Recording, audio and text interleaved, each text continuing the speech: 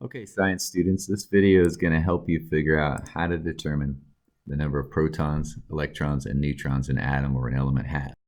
So, starting in the periodic table, you first focus in on one of the elements, and let's look at boron for this example here. So, to determine the number of protons in an atom of boron, first you have to understand what its atomic number is. So, the atomic number is always the whole number at the top of the periodic table. So, in the case of boron, its atomic number is 5. Well, it turns out the atomic number is how many protons that atom has, or elements of that atom have. In fact, it's the number of protons that determines which element you're talking about. If you have 6 protons, you're carbon. If you have 7, you're nitrogen. If you have 8, you're oxygen, and so on. So atomic number is how you get the number of protons.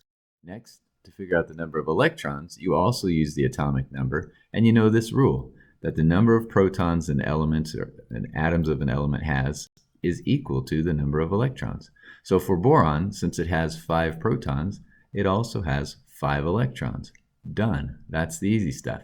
The only one that's tricky is how you determine the number of neutrons. You got to know a couple of things to get to neutrons, so be careful and pay attention here. So first of all, the other number in the periodic table, the decimal number, is called the atomic mass. It's the average of all the different isotopes of that element together. That's why it kind of comes out as a decimal here.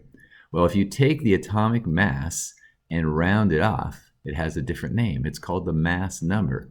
So if you round off the mass, the atomic mass for boron, it becomes 11. So 10.86 rounds off to 11.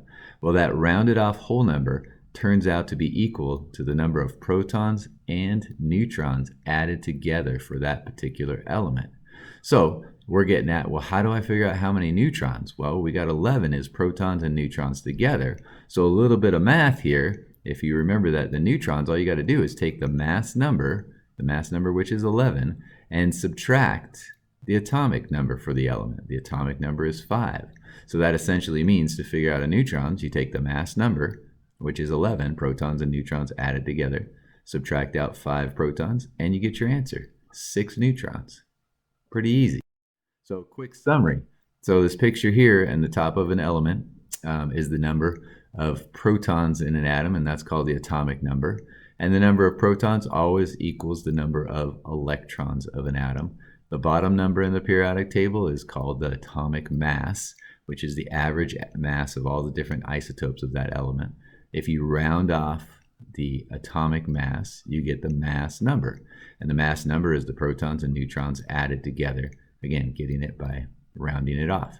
So to figure out the number of neutrons in an element, you take the mass number minus the number of protons, gives you the number of neutrons.